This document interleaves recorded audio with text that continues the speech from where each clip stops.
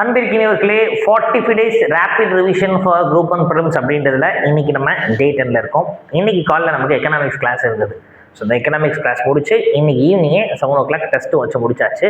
So இன்னைக்கு காலைல பார்த்த கிளாஸஸ் ரிலேட்டடாக 2 ப்ரீவியஸ் கொஸ்டின்ஸும் 2 கரண்ட் அஃபேர்ஸ் பேஸ்ட் கொஸ்டின்ஸும் நம்ம பார்க்க போகிறோம்.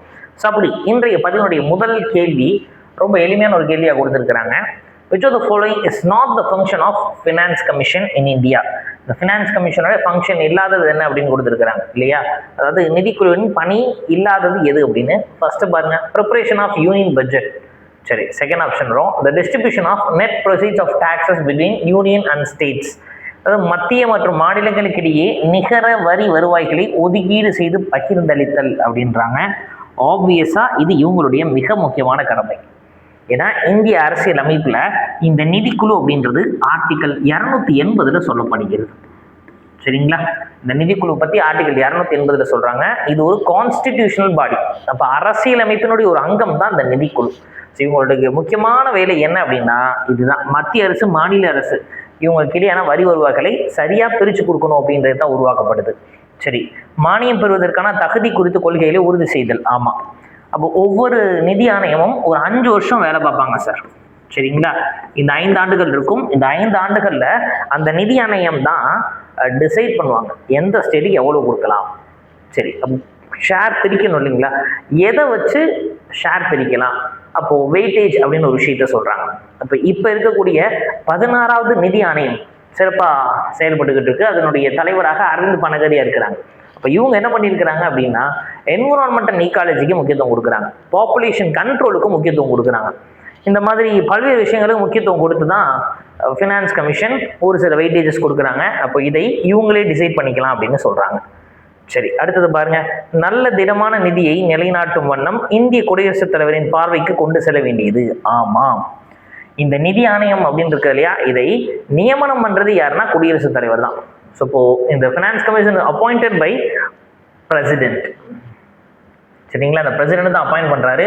ஸோ உங்க கொடுத்துருக்கிற பிசிடி எல்லாமே நிதி ஆணையத்துடைய முக்கியமான விஷயங்கள் தான். இந்த ஃபினான்ஸ் கமிஷனை முன்னாடிலாம் எப்படி கொஸ்டின்ஸ் கேட்டுட்டு இருந்தாங்க அப்படின்னா, இந்த ஃபினான்ஸ் கமிஷன் ஃபர்ஸ்ட் யாரு ஃபினான்ஸ் கமிஷனுடைய தலைவர் அப்படின்னு நியோஜி, கேசி நியோஜியில் ஆரம்பிச்சு ஸோ அப்படியே வரிசையா இப்போ வரைக்கும் ஒரு 16வது நிதி ஆணையம் கொண்டு வந்திருக்கிறாங்க. இப்போ கரண்ட் இருக்கக்கூடிய நிதி ஆணையம் அரவிந்த் பனகரியா தலைமையில் இருக்கு. இந்த நிதி ஆணையம் 2026 முதல் 2031 வரைக்குமே செயல்படும். சரிங்களா? ஸோ இப்போ இது வரைக்குமே என்ன ஆகுது அப்படின்னா இந்த நிதி ஆணையம் இவங்க சொல்றதன் அடிப்படையில் தான் இப்போ ஹரிசோனல் வெர்டிக்கல் எல்லாமே அவங்க டிஃபைன் பண்ணியிருக்கிறாங்க. 41% ஸ்டேட்ஸுக்கு ஷேர் கொடுக்கணும் அப்படின்னு சொல்லியிருக்கிறாங்க. அதை போன நிதி ஆணையத்தில் சொன்னால் அதே விஷயம்தான். சரிங்களா?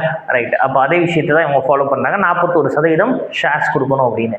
இப்போது நிதி ஆணையம் அப்படின்னா முன்னாடிலாம் இந்த நேம்ஸ் தெரிஞ்சிருந்தா போதுங்க, வரிசையாக நேம்ஸ் தெரிஞ்சிருந்தா போதும். பட் இப்போ நிதி ஆணையத்திலிருந்தும் ஒரு சில கொஸ்டின்ஸ் இந்த கேட்குறாங்க. போன குரூப் 1ல கேட்ட கொஸ்டின். ஸோ இப்போ நிதி ஆணையம் நமக்கு எக்கனாமிக்ஸில் சிலபஸில் இருக்கு. ஸோ இப்போ தெளிவாக படிச்சுக்கணும். பொதுவாகவே பொருளாதாரம் மற்றும் பாலிட்டி ரெண்டுமே ஒரு நாணயத்துடைய 2 பக்கங்கள் மாதிரி. ஸோ அதனால தெளிவாக படிச்சுக்கிறது நல்லது. சரி, இன்றைய பதினுடைய அடுத்த கேள்வி. அசர்ஷன் ரீசன் கொடுத்துருக்குறாங்க. பொதுவாகவே இந்த அசர்ஷன் ரீசன் கூற்று காரணம் இதுதான் நிறைய சிக்குவோம். ஸோ இங்கே பாருங்க என்ன கூற்று கொடுத்துருக்குறாங்க அப்படின்னு.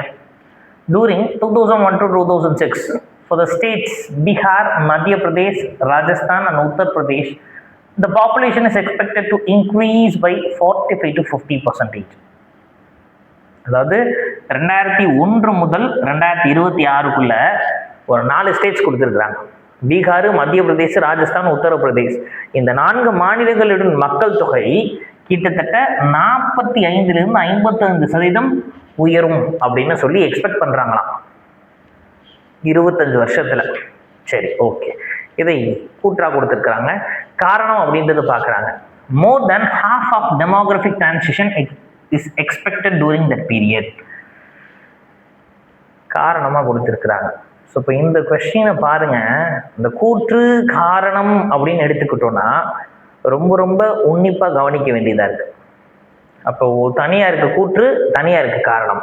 இது என்ன பண்ணணும் அப்படின்னா ஃபர்ஸ்ட் ஸ்டேட்மெண்ட் 1, ஸ்டேட்மெண்ட் 2 அப்படின்னு இது 2 ஸ்டேட்மெண்ட்டாக எடுத்துக்கணும். சரிங்களா? இப்போ ஃபர்ஸ்ட் ஸ்டேட்மெண்ட் பார்க்குறோம், இன்க்ரீஸ் ஆயிருச்சு அப்படின்னு சொல்லல, இன்க்ரீஸ் ஆக எக்ஸ்பெக்ட் பண்ணுறோம் அப்படின்னு சொல்கிறாங்க. இது உண்மைதானா அப்படின்னு பார்த்தா எஸ். அதாவது பிமாரு ஸ்டேட்ஸ் அப்படின்னு சொல்கிறாங்க, நாமளே படிச்சிருப்போம். அது என்ன பிமாரு ஸ்டேட்ஸ்? பிஐ அப்படின்னா பீகார், சரிங்களா? எம்ஏ அப்படின்னா மத்திய பிரதேஷ், ஆர் அப்படின்னா ராஜஸ்தான், யூ அப்படின்னா உத்தரப்பிரதேஷ். இந்த 4 மாநிலங்களை பிமாரு ஸ்டேட்ஸ் அப்படின்னு சொல்றாங்க.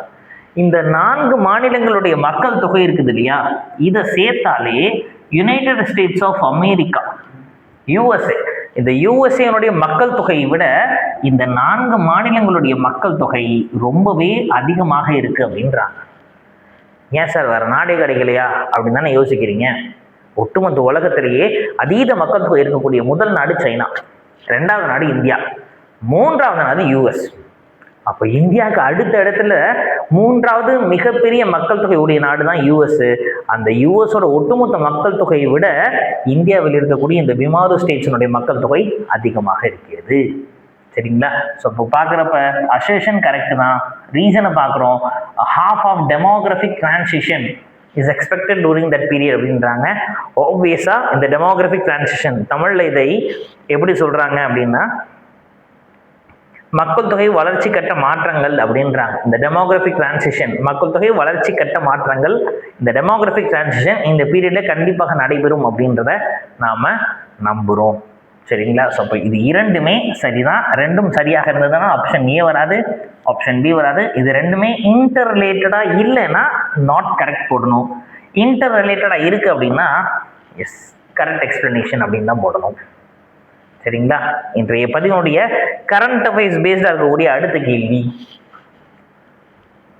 Okay, consider the following statements regarding India's fiscal policy and targets. இந்தியாவுடைய நிதி சார்ந்த நிதி கொள்கை மற்றும் அதனுடைய டார்கெட்ஸ் இதை பேஸ் பண்ணி கொடுத்துருக்குறாங்க. பாருங்க, இன் union budget 2024-25 the government of India estimated the fiscal deficit target of financial year 25 at 4.9% of GDP அப்படின்றாங்க. அப்போ மத்திய அரசினுடைய பட்ஜெட்ல இந்திய அரசாங்கத்தினுடைய பிஸ்கல் டெபிசிட், அதாவது நிதி பற்றாக்குறை அப்படின்னு சொல்றோம், சரிங்களா? இந்த நிதி பற்றாக்குறை இது என்ன ஆகுது அப்படின்னா 4.9% ஆஃப் ஜிடிபி அப்படின்றாங்க. ஒட்டுமொத்த ஜிடிபியினுடைய 4.9% இருக்கும் அப்படின்னு சொல்றாங்க. உண்மைதான், அப்படி டேட்டாவா எக்கனாமிக் சர்வேல கொடுத்துருக்குறாங்க. அப்போ அது சரிதான், சரிங்களா? சரி, நிதி பற்றாக்குறை அப்படின்னு சொல்றாங்கல்ல, என்ன சார் அதாவது இது பார்க்கறதுக்கு முன்னாடி 3 விதமான ஒரு பட்ஜெட் நம்ம பார்த்துக்கிட்டா நல்லா இருக்கும் அப்படின்னு நினைக்கிறேன். இந்த பட்ஜெட்டை 3 விதமாக பிரிச்சுக்கலாம் நம்ம, சரிங்களா? ஸோ ஃபர்ஸ்ட் எடுத்தோன்னே டெபிசிட் பட்ஜெட் அப்படின்னு சொல்றாங்க, சரிங்களா? ஸோ அடுத்ததா பேலன்ஸ்டு பட்ஜெட், அடுத்ததா சர்ப்ளஸ் பட்ஜெட் அப்படின்னு 3 விதமான பட்ஜெட்டை சொல்றோம் நம்ம. அதனே டெபிசிட் பட்ஜெட், அதாவது டெபிசிட் பட்ஜெட் அப்படின்னா இந்த ரெவன்யூ இருக்குது இல்லையா, ரெவன்யூவை விட எக்ஸ்பென்சஸ் அதிகமாக இருக்கும். அப்போ வருவாயை விட செலவுகள் அதிகமாக இருந்தால் அதை டெபிசிட் பட்ஜெட் அப்படின்னு சொல்றாங்க. சரி, அப்போ ரெவன்யூ ரிசிப்ட்ஸ் இருக்குது இல்லையா, அதுவும் எக்ஸ்பென்சஸும் சரிசமமாக இருந்தால் அது பேலன்ஸ்டு பட்ஜெட். வருமானமும் செய்யக்கூடிய செலவும் சரிசமமாக இருந்தால் அதை பேலன்ஸ்டு பட்ஜெட் அப்படின்னு சொல்றாங்க.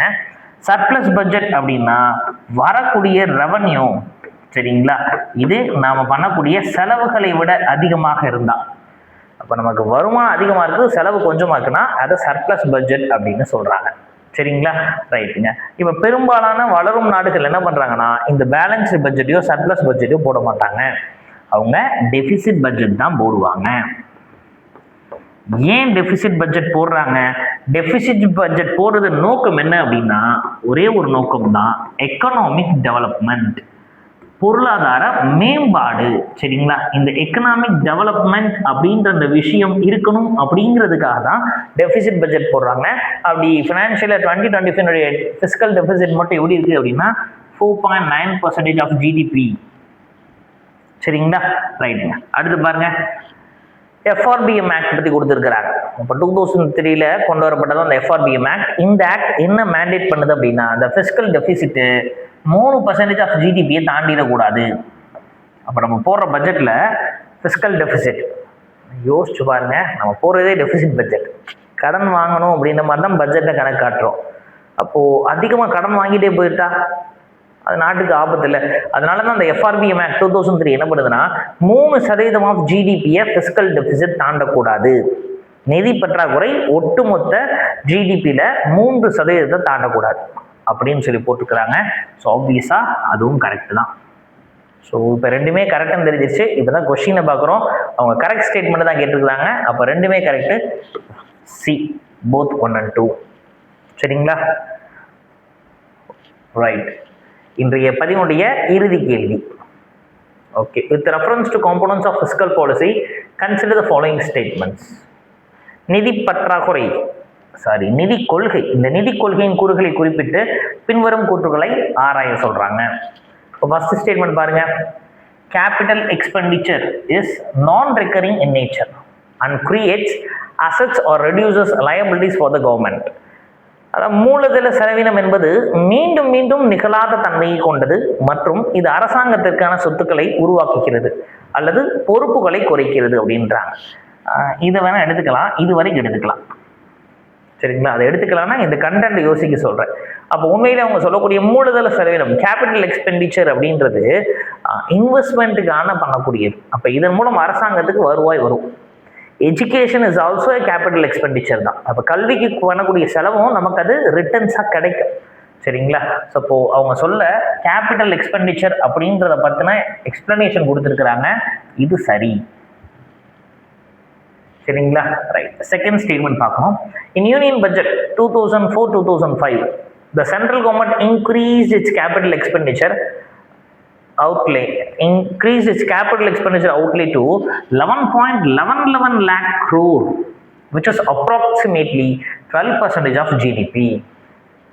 You may ask, நீ என்கிட்ட கேட்கலாம், என்ன கேட்கலாம் அப்படின்னா, பாத்தியாரே இதெல்லாமா ஞாபகம் வச்சுக்கிறது அப்படின்னு கேட்கலாம்.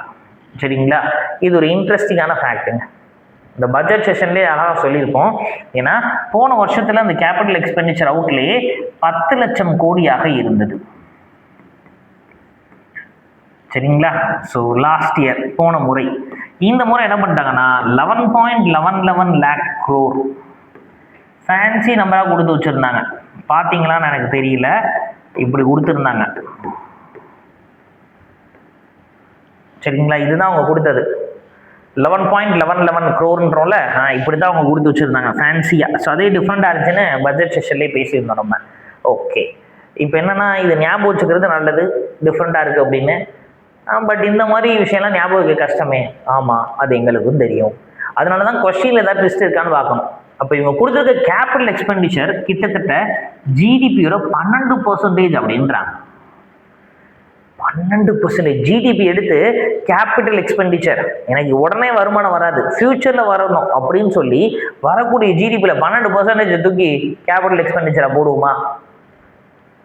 லாஜிக்கலாகவே தப்பாக இருக்குல்ல.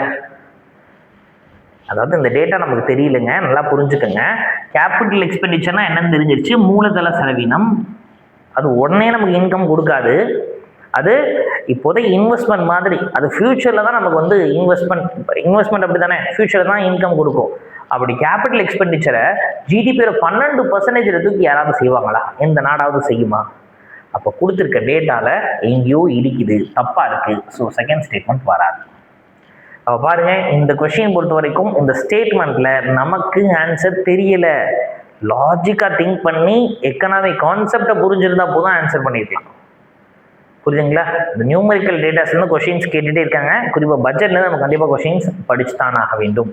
ஸோ பாருங்கள், இது 2 ஸ்டேட்மெண்ட்ஸ் பார்க்கும். எது கரெக்டுன்னு தான் கேட்டிருக்கிறாங்க. ஸோ இப்போ எது கரெக்ட் அப்படின்னா ஃபர்ஸ்ட் ஸ்டேட்மெண்ட் மட்டும் தான் கரெக்டு, செகண்ட் ஸ்டேட்மெண்ட் தப்பாக இருக்குது.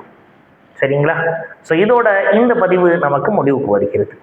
ஸோ 45 days ரேபிட் ரிவிஷனில் அடுத்தடுத்த பதிவுகளையும், அதாவது 45 ஹாட் டாபிக்ஸ், அதுக்கு ரிலேட்டடாக 2 கரண்ட் அஃபேர்ஸ், 2 PYQ. ஸோ ஆப்வியஸாக பார்த்தோம்னா கிட்டத்தட்ட 180 கொஷின்ஸ் நம்ம சூப்பராக டிஸ்கஸ் பண்ணிடுவோம். நாம் டிஸ்கஸ் பண்ண அந்த கொஷின்ஸ் அப்படியே எக்ஸாமில் ரெஃப்ளெக்ட் ஆகிற மாதிரி தான் செலக்ட் பண்ணி எடுத்துருக்கிறோம். ஸோ நீங்கள் இந்த சீரியஸை மிஸ் பண்ணாமல் பாருங்கள். டெய்லி அப்டேட்ஸ் காத்துக்கிட்டு இருக்குது. Wish all the very very very best. ஒருவேளை இன்னும் நீங்கள் நம்ம சேனல் சப்ஸ்கிரைப் பண்ணலன்னா சப்ஸ்கிரைப் பண்ணிக்கோங்க. தேங்க்யூ.